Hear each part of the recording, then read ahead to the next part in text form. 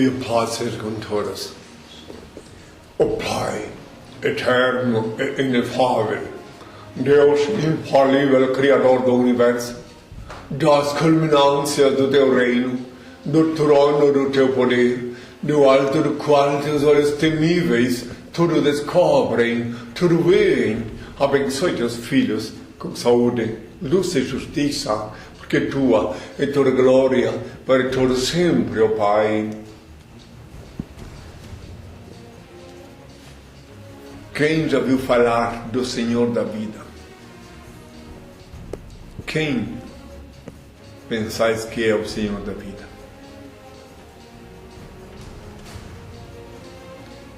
Na atual conjuntura, no mundo inteiro, com a mídia, com as descobertas científicas, cada vez mais os terráqueos começam embriagados pelos engodos dogmáticos e da vida terrenal ignorar o Senhor da vida, ignorar quem é o Senhor da vida.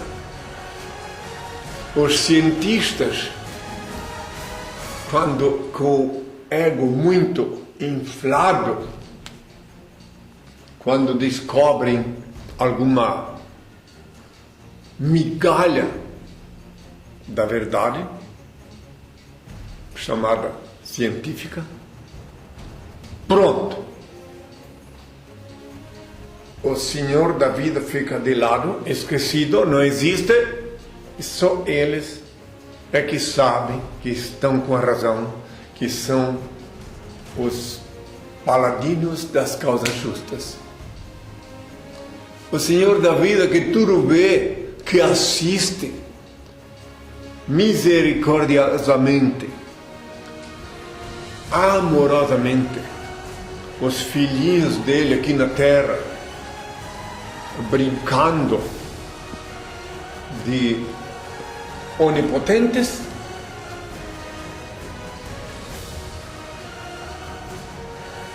assiste tudo, porque Ele é onipotente, Deus, o Criador Supremo, onisciente, onipresente.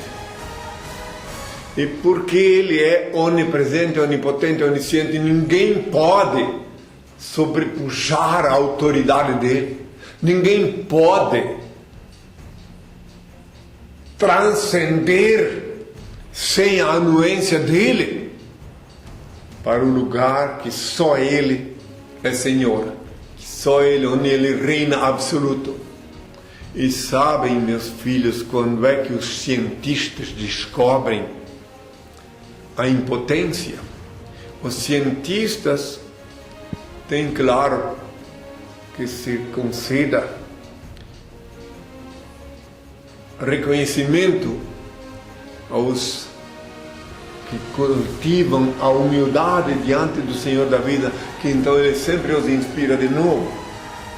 Mas os outros, os orgulhosos, empafiosos, só descobrem a impotência no leito de morte.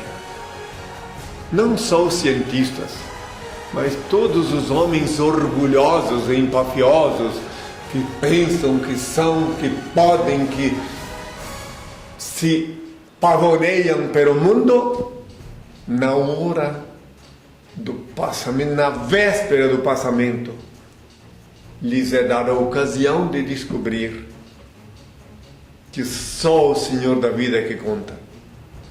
Até os ateus, na descoberta da ciência, os médicos, que são os designados pelo Altíssimo para mitigar o sofrimento do ser humano, que são os que estariam a rigor a serviço do Senhor. Ele mesmo disse, o Senhor, que a medicina veio dele e que o médico deve sim ser honrado, disse o Senhor. Está lá no Santo Livro. Mas eles são os primeiros a descobrir, os médicos, querendo ou não, as respectivas impotências. Quando eles têm um paciente que já mandaram para o estrangeiro e voltou e foi, voltou e foi, voltou, e na hora de exaurir, e diz: até aqui nós estivemos aqui, não compreendemos o que está se passando. Aqui nós não podemos fazer nada.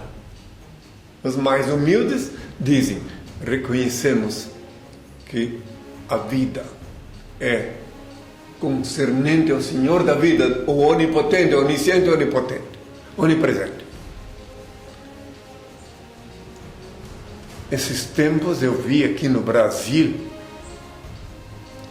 um casal acionar o poder judiciário e levar uma criança recém-nascida para os Estados Unidos. Eu vi que houve uma comoção, houve um grande movimento mediático e verdadeiramente uma fortuna foi gasta com o poder público, porque a decisão de um juiz que tinha que levar aquela criança para os Estados Unidos, eu sabia que não ia acontecer nada, que ela ia voltar de lá como cadáver. Eu sabia, mas é claro que ninguém me ouviria. Já visto que quando eu cheguei aqui em Brasília, já fiz promoção de 2 plebiscitos para ver se alguém queria ver que eu falasse. Claro que então eu só falo aqui na mídia bendita que Deus me deu como janela para falar ao mundo. Mas então eu vi que não ia dar em nada. E que eu vi também, disse para os meus, que enquanto que faziam todo aquele cortejo, toda aquela celeuma, toda aquela exagerada abundância de dinheiro para cuidar daquela criança, milhares de criancinhas morrem nos corredores dos hospitais aqui no Brasil, no colo de suas mães. Outras são jogadas na lata de lixo, ou afogadas, asfixiadas com travesseiro. Outras são asfixiadas na água, jogadas no sanitário, porque as autoridades constituídas não cumprem o dever de manter o controle da saúde pública. Tudo isso que estou falando eu vejo, eu sei, não adianta alguém dizer: não, isso é um caso isolado. Não é pontual, não. Isso está acontecendo no Brasil, na América Latina e no mundo. Mas então, voltando ao Senhor da vida, e em vendo que essa criança que eu falei, o Brasil deve lembrar, foi recente, voltou o cadáver de lá. Eu vi pela mídia os pais contentes que o juiz deu uma canetada, né? E ordenou que fossem disponibilizados milhões de dólares para levar aquela criança para lá, que eu sabia, vi que ela ia voltar como um cadáver. Falei para os meus aqui. Mas se eu falasse publicamente, não dizer: olha só, Cristo não tem pena, coitadinha da criancinha que nasceu com um defeito, um problema insolúvel. E um médico brasileiro lá no estrangeiro montou esse esquema, tudo. É claro que ele queria emergir, claro, ele tinha que aparecer na mídia, e daí o restante não vou mais falar. Só quero lembrar, em falando do Senhor da vida, em falando dos equívocos que se cometem, eu não vou poder falar tudo o que eu queria hoje, mas eu vou falar o que eu devia falar. Vou deixar para outro dia um pedaço do meu discurso. Eu só quero falar que eu assisti também pela mídia, aqui no Brasil, o erário público disponibilizar milhões para levar um cadáver daqui para os Estados Unidos e voltar, ir e voltar, e depois exauriu lá em Minas Gerais, lá no hospital de luxo lá em São Paulo. E era nada mais nada menos do que o vice-presidente do Brasil.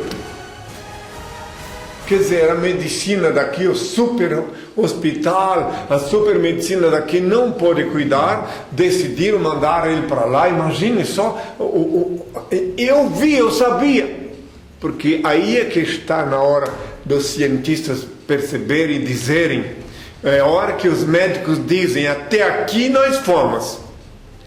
Daqui para frente não sabemos o que aconteceu, por que não podemos fazer. A nossa impotência. O certo era eles confessar solenemente. Aqui confessamos a nossa impotência face ao Supremo Criador do Universo, o único ser incriado, o único eterno, o único ser digno de adoração e veneração, o único Senhor do Universo, Senhor da vida. Diante dele nos rendemos. Nosso juramento hipocrático, nossos anos de faculdade, nossas pesquisas científicas são pouca coisa perto do poder do Senhor da vida.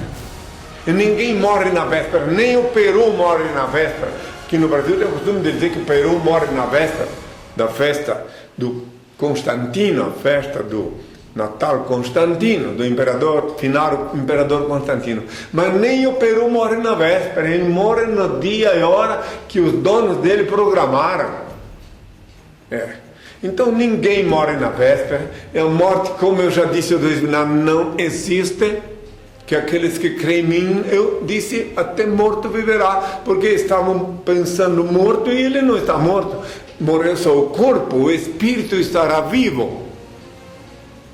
Então, se me falassem, se me questionassem, eu poderia explicar. Por que os hospitais estão abarrotados? Por quê? Por que a máquina, a indústria do câncer é tão voraz? Por que as pessoas são obrigadas a procurar o câncer? Porque a mídia diz que tem que procurar. E eu disse há 2000 anos, busque e encontrareis, bate e abrir-se-vorá. Abrir-se-vos-á. Busque e encontrareis, ou seja, se vai procurar o câncer, acabará encontrando. Pensem, meus filhos, meditem e voltem suas mentes, seus espíritos, suas almas para o Senhor da vida. E no quarto, sozinho, com a porta fechada, como eu ensinei há 2000 anos, invoca o Pai. Ele ouve e vê o que se passa e te abençoa. Eu já disse há 2000 anos, e pelo menos isso Mateus registrou. Mateus 6, versículo 6. No quarto com a porta fechada. Eu vejo as descobertas científicas, eu vejo, inclusive eu queria chamar a atenção de todos os orgulhosos que pensam que sabem alguma coisa. Queria chamar a atenção que até a vocação está atrelada aos ditames do Senhor da vida, aos ditames do Senhor da natureza, do conjunto harmonioso que consiste na natureza. Até a vocação. Não raro eu vi na minha longa caminhada sobre a terra pessoas que frequentaram uma faculdade, estudaram, fizeram doutorado e depois mudaram repentinamente de profissão porque descobriram que não era aquilo que eles queriam. Que aquilo foi papai e mamãe que decidiu, papai e mamãe que disse que queria ter um filho médico, um doutor, coisa assim, mas na verdade de repente foram ser felizes numa outra atividade, tipo comercial, artística. Existem artistas que se formaram na universidade em cursos que nunca vão exercer, nunca irão exercer. Então até a vocação, se as crianças fossem educadas desde pequeninos, não com essa baboseira, essa imundície que tentam inculcar na cabeça das crianças nas escolas religiosas, onde querem só enfiar dogma na cabeça das crianças. Dogma.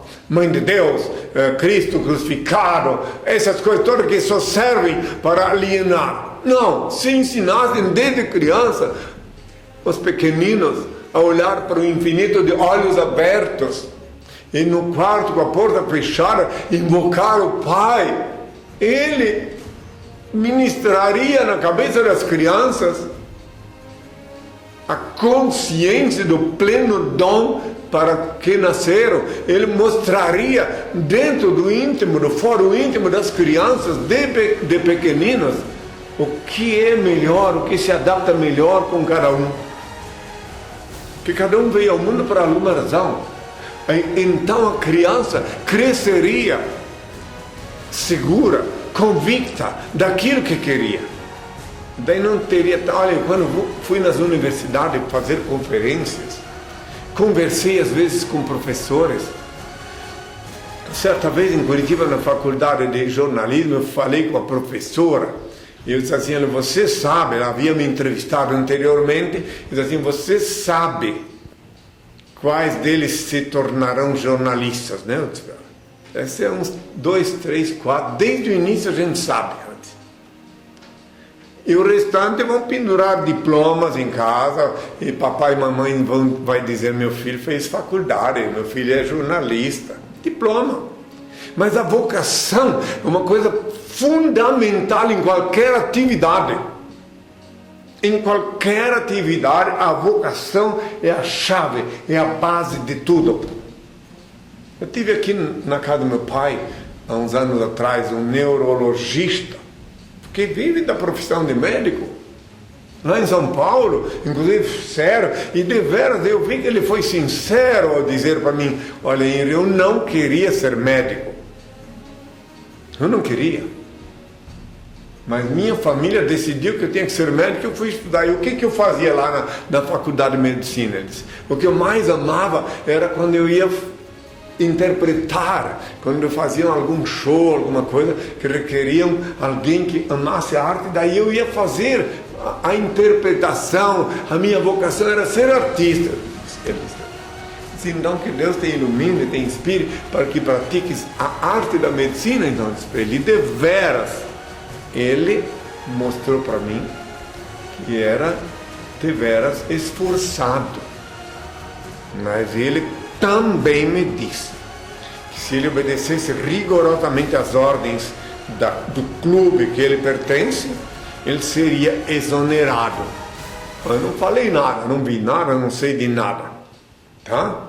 Se alguém ouviu alguma coisa, eu só sei dizer que ele foi um dos que me falou. Um outro que veio tornar-se temporariamente meu discípulo, depois foi cooptado, abduzido pela família, disse: eu não posso ver sangue, disse ele. Doutor, cardiologista. Não suporto ver sangue. Foi minha família que disse que eu tinha que ser médico, que queriam ter um doutor na família. Isso é comum no Brasil todo, na América Latina todo, no mundo todo. Eu, na minha longa caminhada sobre a Terra, conheci muitas pessoas nessas condições. Mas eu estou falando disso, também existe na engenharia. Eu conheci engenheiro taxista, advogado taxista, advogado garçom, de tudo. Que às vezes a profissão de garçom é muito mais satisfatória para quem tem uma veia artística do que ser trancado num gabinete como engenheiro ou num gabinete como juiz. Eu tenho um amigo do coração que ele é bacharel em direito e que ele não nasceu para isso. Ele vive da comunicação, não conseguiu nem sequer ânimo para ser bem sucedido na inscrição da ordem dos advogados. Eu conheci dentista que confessou para mim que não queria ser dentista. Eu vim estudar odontologia para ascensão social, disse ele, que eu precisava ter um meio. Então eu não quero ser cliente de um dentista que não queria ser dentista, né? Certo? Então tá. Bom, hoje eu teria muitas coisas para fazer, a falar. Mas por hoje eu tenho muitas perguntas a responder. Mas outro dia eu vou voltar a esse assunto em outra fase e mostrar a outra face desta moeda. Por hoje eu tenho que responder as perguntas, né? E pedir ao Pai que vos ilumine, que vos inspire a entender o significado das minhas palavras.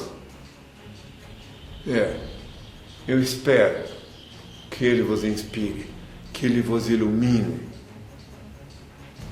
E daí, outro dia eu volto a esse assunto. Tenham toda a minha paz.